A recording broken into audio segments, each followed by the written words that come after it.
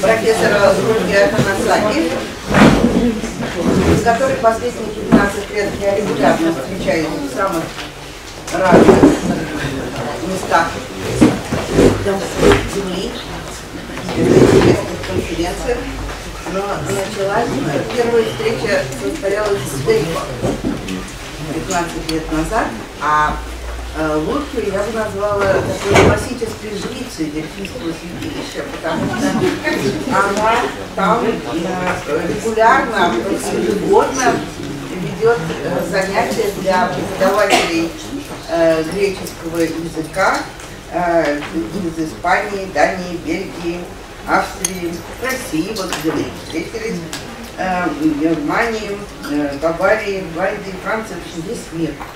Весь мир просвещается в Дельфах под руководством такой жрицы, как Лукия Атанассаки. Закончила она Афинский университет и затем много лет училась у известного многим профессора Дэвида Констона в Брауне, где защитила свою диссертацию.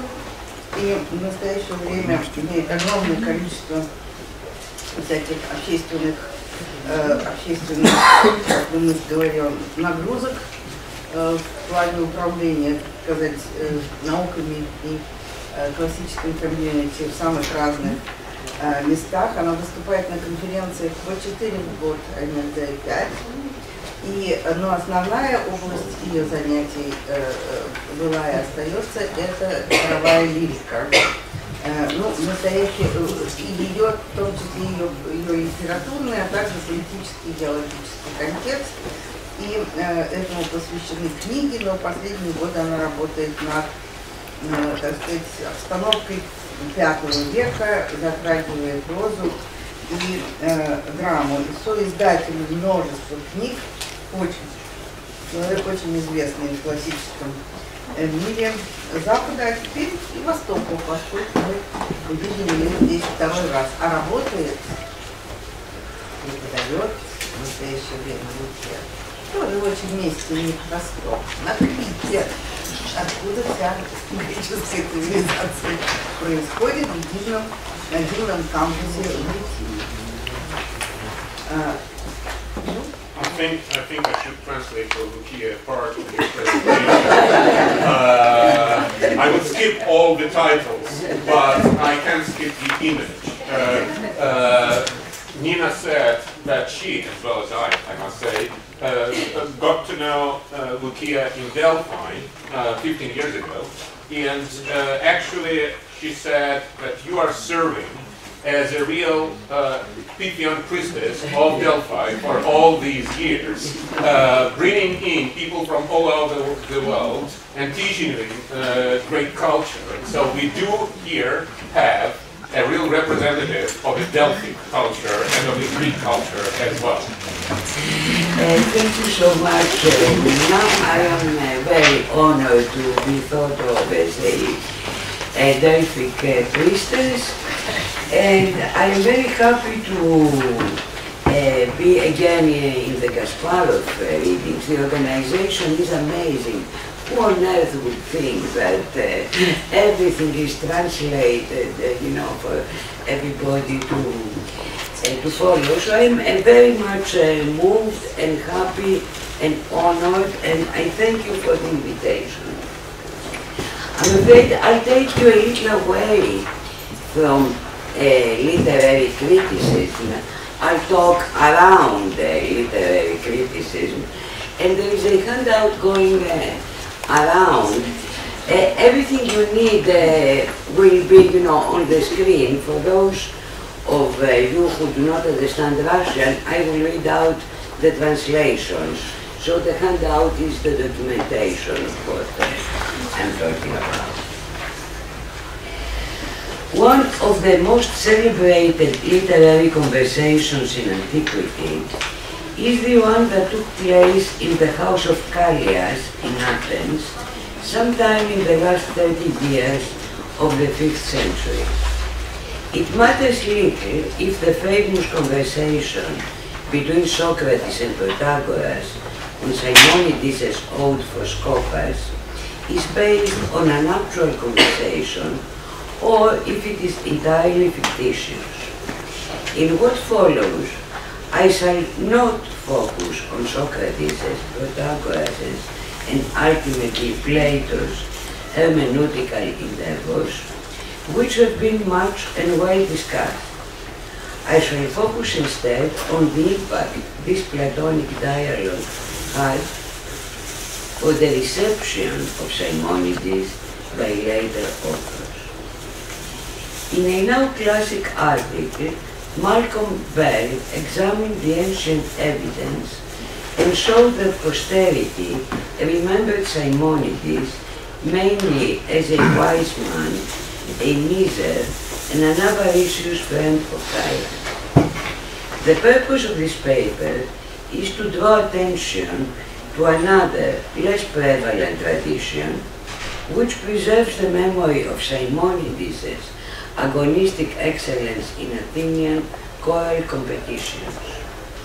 Through comparative analysis of the Simonidean epigrams 27 and 28 page, and Xenophon's representation of Simonides in the Hero, I shall argue that although Xenophon's treatise is fictitious, Xenophon's portrayal taps into the same tradition that preserved the memory of the poet's great success as choral didaskalos. I shall also suggest that Plato echoes this tradition in the Protagoras, but foregrounds the tradition of Simonides as paid eulogist of tyrants, which in the long run prevailed and overshadowed the memory of Simonides as a consummate choral master, not least because of Plato's huge influence. Before looking more closely at the different paths that Plato and Xenophon took, it is worth discussing briefly epigrams 27 and 28, which have been thought to be literary exercises of the late Hellenistic period. 27. 56 bulls and tripods, Simonides, did you win before setting up this tablet? 56 times, after training the delightful chorus of men, did you step aboard the glorious chariot of honored victory? The question of authorship falls outside the scope of this discussion, but it is worth mentioning the main objections to Simonidean authorship. A. The number of victories with choruses of men, too high according to Peter Cambridge. The vocative Simonide, according to Dennis Page. Peter Wilson, who questioned the weight of this argument, offered the attractive suggestion that the epigram may have been composed for a dedicatory inscription on chaos, and that 56 was the sum of Simonides' victories on a Pan-Hellenic scale. In the present state of evidence, Wilson's suggestion remains a hypothesis with regard to the authenticity of and the reliability of the figure provided by the epigram. As far as Simonides' reception is concerned, however, the epigram, authentic or not, clearly preserves the memory of Simonides as a most successful chorodidaskalos. Unlike epigram 27, 28 commemorates a single dithyrambic victory in Athens. Adimatus was archon in Athens when the Antiochi tribe won the intricately made tripod. One Aristides, son of Xenophilus, was chorigos of the chorus of 50 men who had learned well, and for their training, glory came the way of Simonides, son of Leoperpes, at the age of 80. Would Simonides refer to his chorigos as Xenophilou, that is, Ios Aristides? some son of Aristides. Page, among others, found the reference offhand and insulting. Peter Wilson, on the other hand, suggested that this is used here with an adjectival sense, that is somebody of importance. Be that as it may, the question of authenticity does not in itself cast doubt upon Simonides' dithyrambic victory. Unlike epigram 27, which reports the poet's great number of victories, 28 brings out another extraordinary feature, Simonides' fitness as a korodidaskalos at the age of 80. If the two epigrams are literary exercises of the late Hellenistic period, they must draw on a surviving tradition, as does Syrianus some centuries later, who prefaces his quotation of 28 with a precious piece of information. For Simonides was no lecturer in all poetry and music, so that he won victories in the Athenian contests from his youth to the age of 80, as the epigram shows. They say that after the victory, he sailed to Hiero and died soon after in Sicily. In the 5th century AD, the Neoplatonist Syrianus had obviously access to independent sources that spoke of Simonides' tremendous success in Athens from his youth to his old age, which clearly go back to 5th century BC, to judge from Aristophanes' portrayals in the Wasps and the Birds. Xenophon's fictitious dialogue between Hiero and Simonides has been seen as a typical example of a conversation between ruler and wise man. But little attention has been paid to the significance of this treatise for Simonides' reception in Athens and beyond. In what follows, I shall argue that Xenophon chose Simonides both because his government model is inspired by choral competition and because he entered into dialogue with Plato's Protagoras.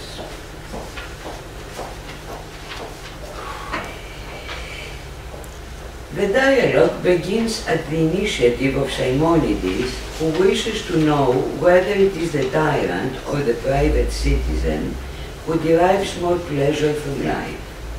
Simonides exclaims that tyrants derive much more pleasure, are refuted by Hiero one by one.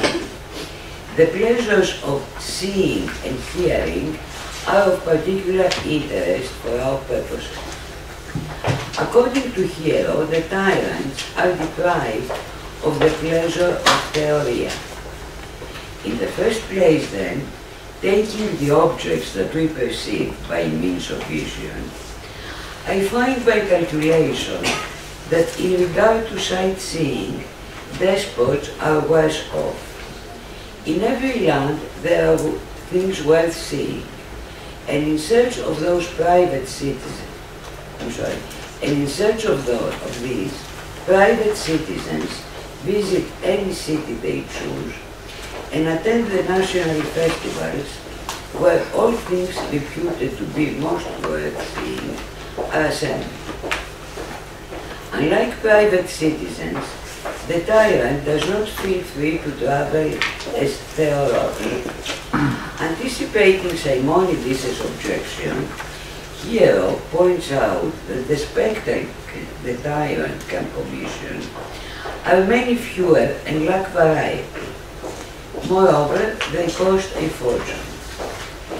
Perhaps you may say, but after all, such spectacles come to them even if they stay at home. No, Simonides. only 1 in 100 such.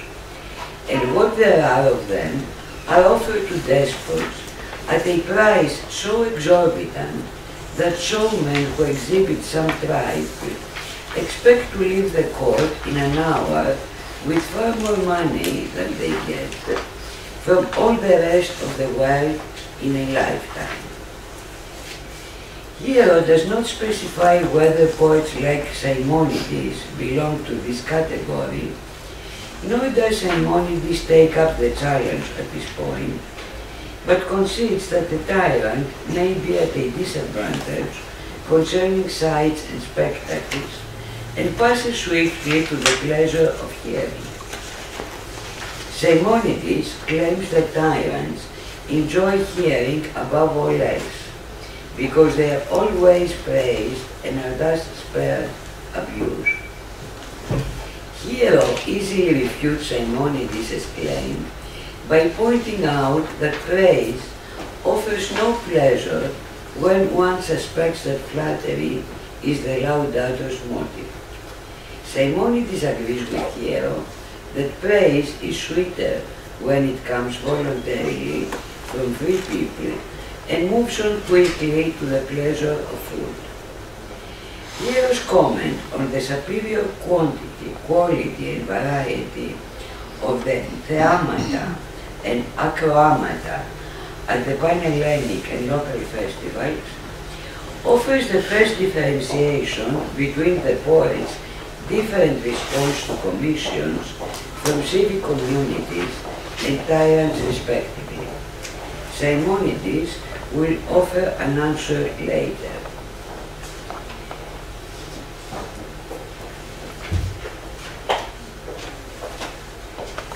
When Hero has explained at length to Simonides that the tyrant enjoys no pleasure and that he is moreover unpopular because he has to enforce tax payments and exact punishment, the poet comes up with a solution that will put an end to his misery.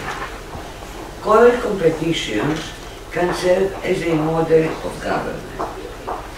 Therefore, my sentence is that a great ruler should delegate to others the task of punishing those who require to be coerced, and should reserve to himself the privilege of awarding the prizes.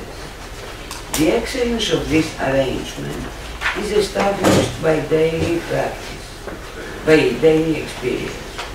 Thus, when we want to have a choral competition, the Archon offers prizes, but the task of assembling the choruses is delegated to choroi, and others have the task of training them and coercing those who come short in any respect.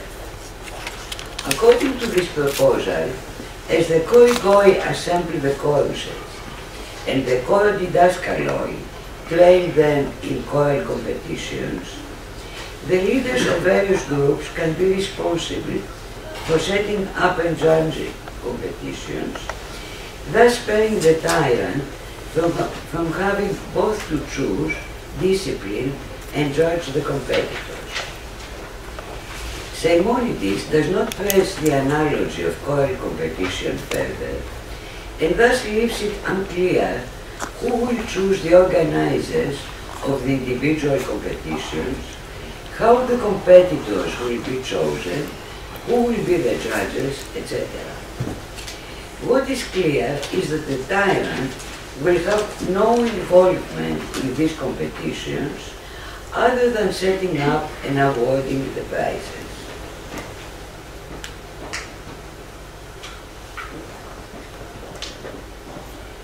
When Hero asserted that artists expected to make a lifetime's financial profit from tyrants, Simonides remained tactfully silent.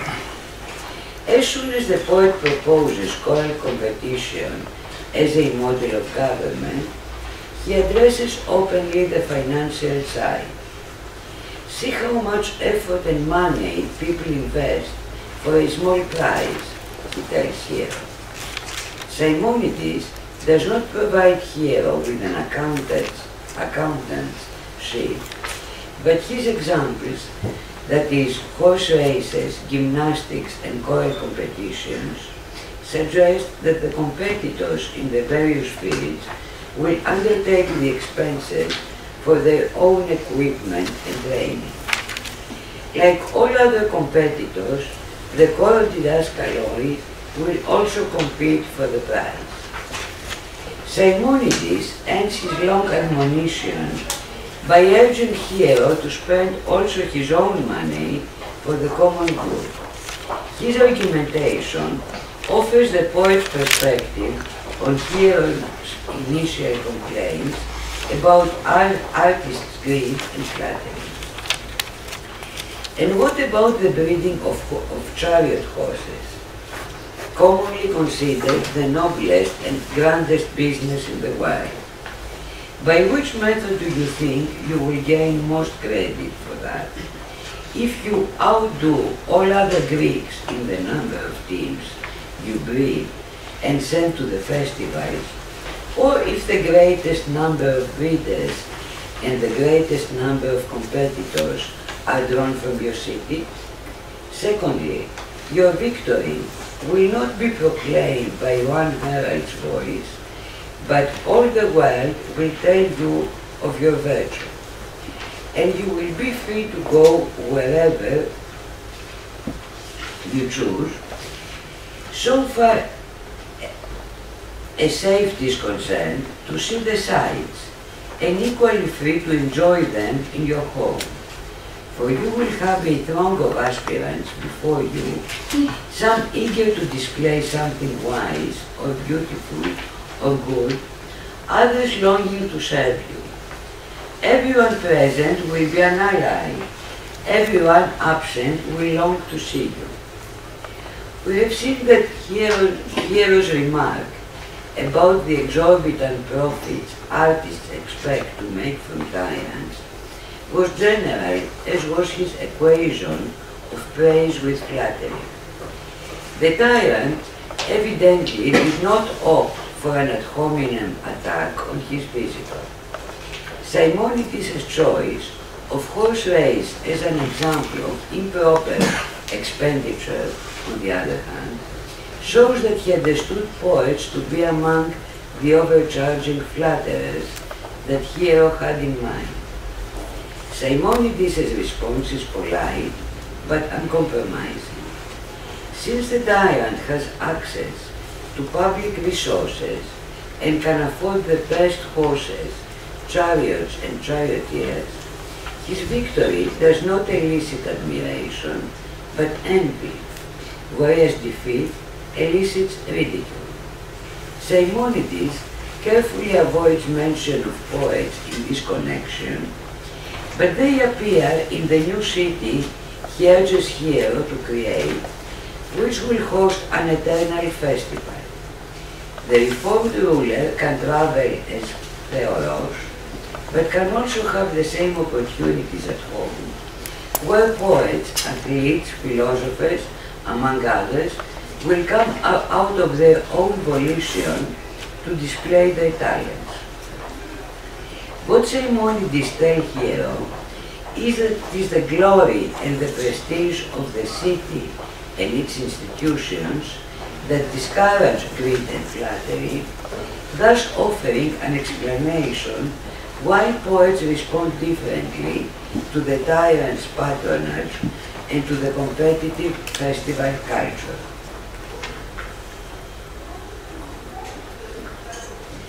And now on to Plato. The focus of the Protagoras is not on Simonides, but on his ode for Scopas, which Protagoras introduces in the discussion.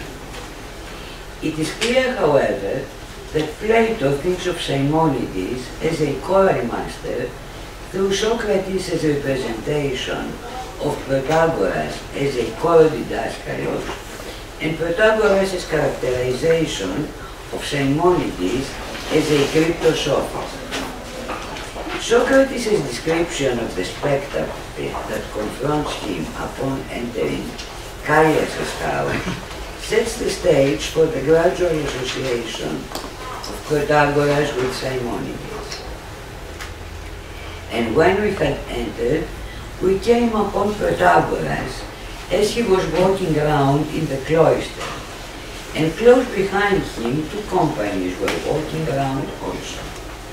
On the one side, Callias, son of Hipponicus, and his brother on the mother's side, Paralus, son of Pericles, and Charmides, son of Glaucon, while the other 2 consisted of Pericles' other son, Xanthippus, Philippides, son of Philomelus, and Antimirus of Mende, who is the most highly reputed of Protagoras' disciples, and is taking the course professionally with a view to becoming a sophist.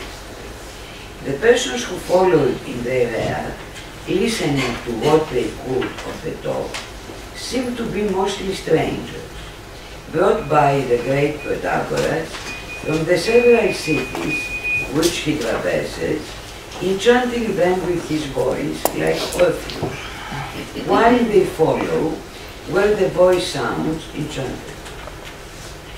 And some of our own inhabitants were also in the chorus. As for me, when I saw this chorus, I was delighted with the admirable care they took not to hinder Protagoras at any moment by getting in front. But whatever the master turned about, and those with him, it was fine to see the orderly manner in which his train of listeners split up into 2 lines on this side and on that, and wheeling in a circle, formed up again each time in his rear most admirably. Socrates' designation of Protagoras' students as a chorus who follows in their master's step in excellent order cast Protagoras into the role of Chorodidaskalos. At this point Socrates likens Protagoras to Orpheus, not to Simonides. Does Plato allude to Simonides' poem about Orpheus? It is possible, but by no means certain.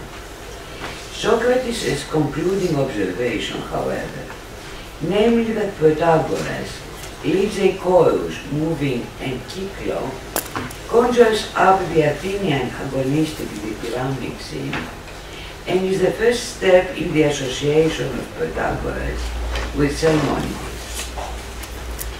Plato makes the first implicit association of Protagoras with Simonides in Protagoras' catalogue of poets, mystics, gymnasts, and musicians who were, in his view, cryptosophists out of fear or envy. According to Protagoras, Simonides was one such cryptosophist, along with Homer, Hesiod, Orpheus, Museus, and others. Simonides will occupy the thoughts of Callias' guests for a while, since Protagoras brings into their discussion Simonides' ode for Skopas, which Socrates says that he knows well and has thought a lot about. Socrates' and Protagoras' hermeneutical disagreement is brought to an end by Socrates, who reminds his interlocutors that Simonides had placed tyrants under compulsion. I have put the passage in the handout. Here I summarize Socrates' main points. Socrates refutes Protagoras' interpretation by reminding his interlocutors of Simonides' paideia and professional choices. His argument runs as follows. Simonides was not so uneducated as to say that he praised those who did not do wrong willingly. In Socrates' view, Schedonti oime, no wise man will admit that people err willingly. In Simonides therefore spoke about himself, for he believed, Egeito, that frequently a good and virtuous man compels himself, auton epanankazen, to strike friendships and praise somebody strange. Socrates clarifies the nature of ananke through a clever example, that of somebody who happens to have an uncongenial mother or father or country or other such connections. On closer inspection, however, the example does not illustrate Simonides' circumstances. Irony is at work here, for evidently people cannot choose their parents and homeland, but they can choose their friends. The tyrants whom Simonides praised were neither his parents nor the rulers of his homeland. They were friends he chose to make.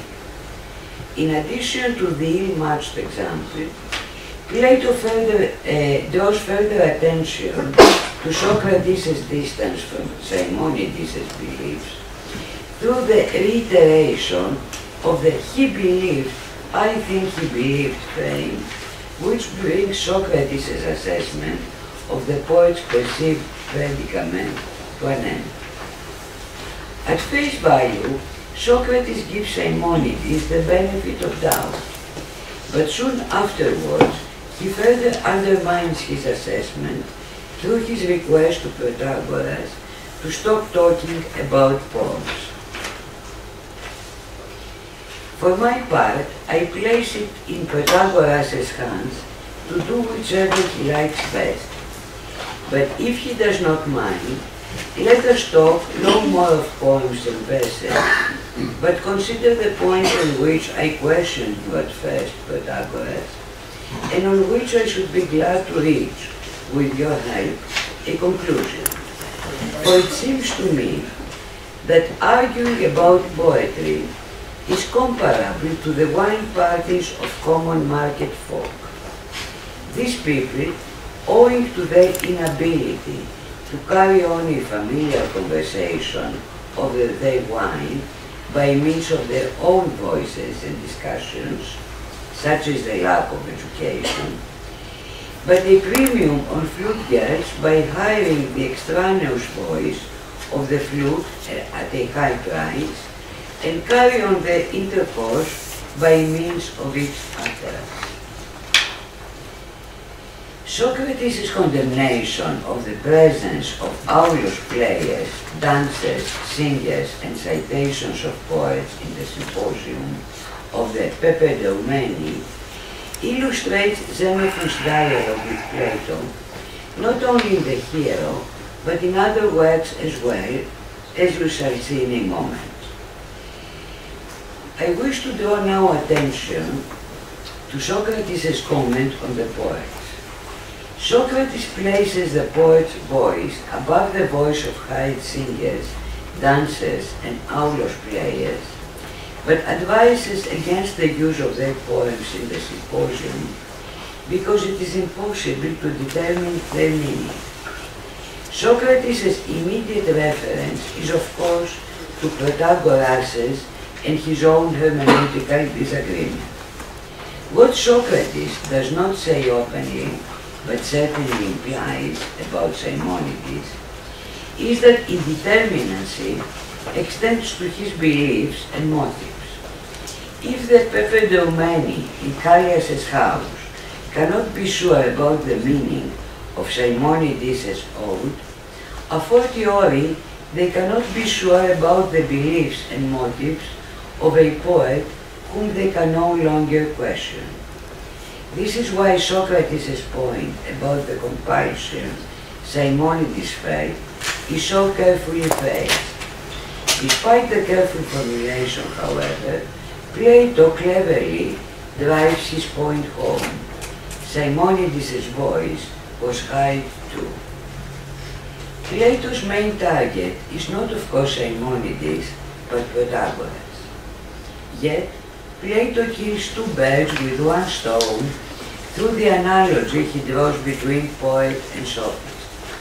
Protagoras, whom Socrates perceives as a korodidaskalos, asserts that Simonides like other poets and musicians, was a sophist. It is not accidental that Protagoras, who admits that he teaches for money, introduces in the discussion an ode that Simonides wrote for a Thessalian dynasty. Although neither Socrates nor any of his interlocutors blame Simonides for being paid by tyrants, it is worth noting that he does not develop the analogy between Protagoras and Simonides along the lines of his initial description of Protagoras as a leader of Kyklios Choros and therefore as a competitor for a prize.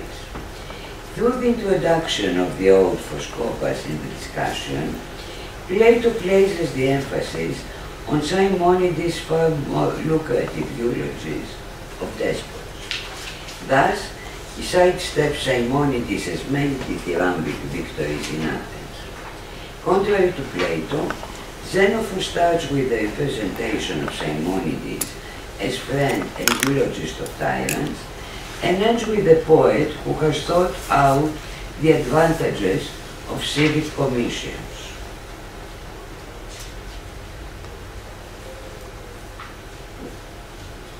Plato must have modeled Protagoras after Simonides precisely because the memory of Simonides' choral victories was still alive in Athens.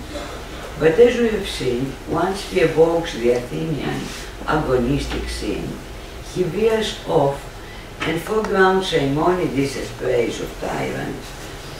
And we should remember that the Athenian Hipparchus was one of Simonides' friends. There is no need to say that the content of the ode also suited Plato's purpose, but content per se cannot have been his primary concern, for there was no shortage of poems that could be used to talk about arete. Far more important was for Plato, in my view, the form and requirements of Simonides' didaskalia, which served as an illustration of Protagoras' teaching method. As has been observed, in Socrates' unforgettable depiction of the scene at Callias' house, Protagoras is walking up and down the portico, lecturing to students who flank and rail him. It is a perfectly choreographed ballet in which Protagoras' students work hard to stay out of his way. Protagoras' authoritative presence could not be more clearly indicated. I would infer that Protagoras speaks without looking into the eyes of his students, declaims without questioning, and voices his views without demanding that his students hold him accountable for them through questioning. His students are eager and yet passive customers of whatever it is that he says. Socrates does not tell us what Protagoras was saying to them, but as already noted, he does remark upon Protagoras' enchanting phoneme. Through the analogy and close association of Protagoras with Simonides, Plato showed how they both trained unquestioning followers. It is no wonder that Plato did not opt for Simonides' brilliant record in the Agones. The kind of training he offered did not deserve the prizes he had won, but though these prizes could not be taken back, they could be condemned to oblivion. Simultaneously, the commission Simonides got from tyrants received plenty of attention. In the Hero, Xenophon covers the same ground as Plato in the Protagoras, but from a very different perspective and with a different agenda.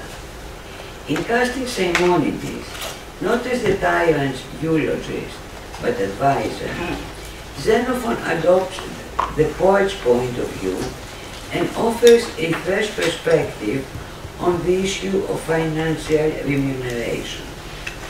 Unlike Plato, Xenophon is not interested in Korea as a model of teaching, but as a model of government, and for this reason, his emphasis is on Korygia rather than Korea. According to Simonides, relatively little money can buy the tyrant popularity and transform him into a benign head of state without executive power. From the citizen's point of view, this model of government is also advantageous. Competition offers the means to prove one's ability and simultaneously motivates effort and self-improvement. As I've already mentioned, Xenophon does not expand on the merits of Korea and Korygia in the hero, but discusses their merits in his other treatises. Korea requires and fosters discipline, episteme, good order, eutaxia, expertise, and communicative skills, whereas a successful Korygos has the qualifications of a good leader. This is why Xenophon chose a Korodidaskalos as the tyrant's advisor. It goes without saying that Xenophon would choose other famous Korodidaskaloi, such as Pindar, Bakilides, or Aeschylus, as heroes interlocutors. But the choice of Simonides served as the signal of his engagement with Plato's Protagoras. As in the Symposium, where Xenophon rehabilitates song and dance as acceptable forms of entertainment for Socrates and his company, in the Hero too, he offers a corrective to Plato's one-sided account. Xenophon's portrait of Simonides offers a reminder of his agonistic excellence and an explanation of the poet's different responses to different types of commissions and their big or small financial rewards. Simonides' Hospertois Korois formula brings out an important aspect in Simonides' career that Plato suppresses, namely that Simonides was very happy and very keen to participate in prestigious competitions in renowned cities.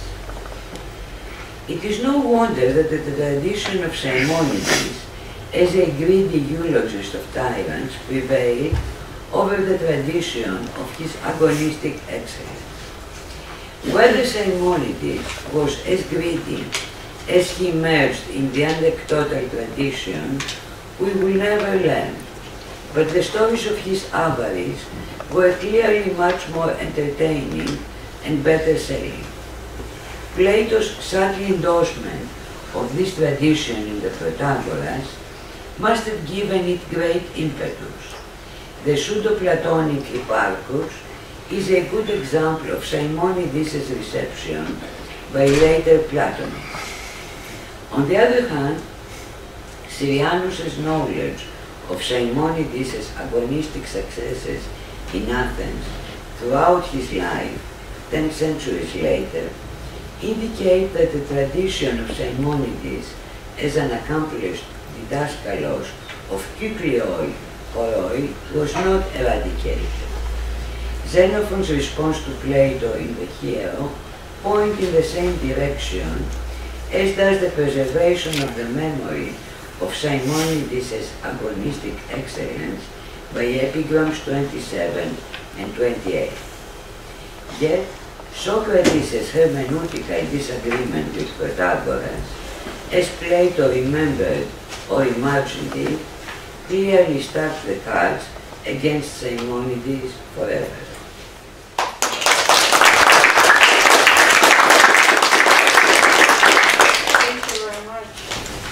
Unfortunately, we don't have enough time for long discussion, and probably on the second session, where we have only 3. We do 12 at 4.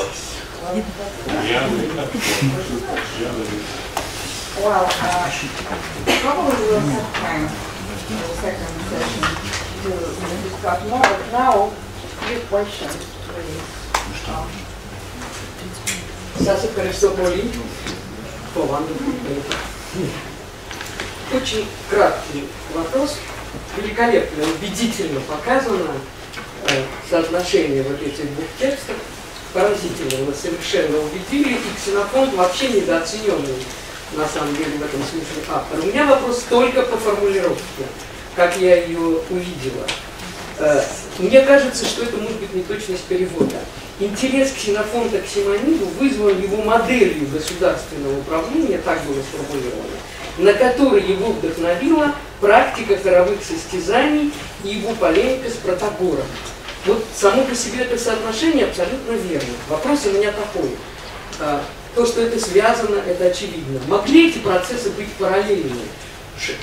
Речь идет о том, что модель государственного управления у Ксенофонта к этому времени уже сложилась, его интерес к практике состязаний, он наоборот основывался на этом, что эти процессы были параллельными. Почему я об этом говорю? Например, Плутарх пишет, что Александр не признавал никаких состязаний, кроме театральных. Да? Вот, к примеру. Да? То есть вот что интерес. Вопрос, эти вещи одно обусловлено другим, или они параллельные? Да? Пост Бог, но настров Бог. Потому что причина, что следствие. Получается, как формулировку, что практика хоровых состязаний, да, и полемика с Протагором, она вдохновила на модель государственного управления, а не наоборот. So the question basically is, when you are saying that Xenophon was inspired by polemics with Protagoras on the one hand and the practice of choral performances of the other to elaborate on the model of the society of the state, whether these parallels could be parallel or not. So the question is whether Xenophon already had the idea of this state in his mind while he was quite interested into the Choregia and Protagoras as an illustration for that, or one was because of the other. Okay, yes, thank you for the question. I never said, and I don't know, of course, the Russian translation, which way it went. I never said that Xenophon's choral model was inspired on the Protagoras. No, it's not. What I said was the following, that the response to Protagoras is, as far as what he talks about there is Simonides. It is not the choral model. What I think is that the Socratics talk about choruses all the time. As you know, Plato, expels the poets, and then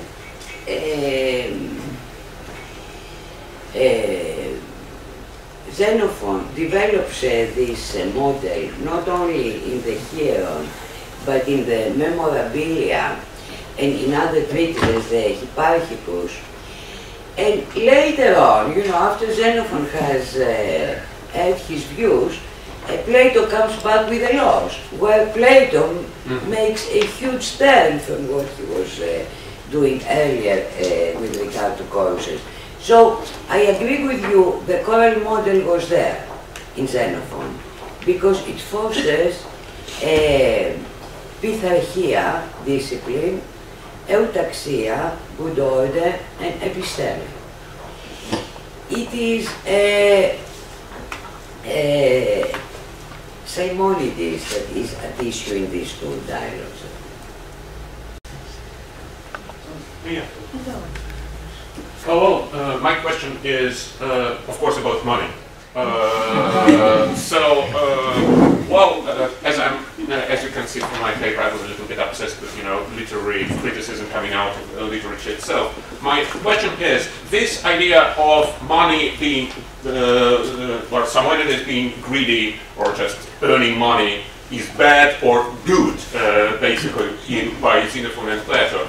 Could it be somehow related to the idea of money in the choral lyric itself? Like by Pinter, that people are arguing whether mistos and kerdos are they good things according to Pinter or are they bad things? And you have arguments for both sides, actually, and with all choral lyric is like that. So actually, this is a discussion of the choral lyric itself, I think. So it is, after all, I would say, a kind of literary criticism. That's right. I mean, yes, I don't know. I mean, in the Protagoras, Protagoras is not blamed for teaching for money. Of course, you know, if we read the whole he is. You know how. He is. I really think, you know, that what happens is that in the ancient tradition, as you know, Aristophanes always accuses everybody for working for money, like Sophocles, for instance. And even Socrates has been accused for teaching for money.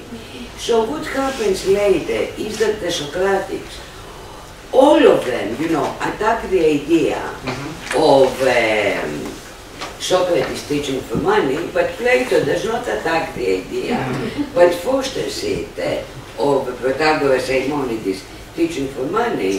So it seems to me that if we didn't have the Socratics, we may have ended up with the idea that Socrates was teaching for money.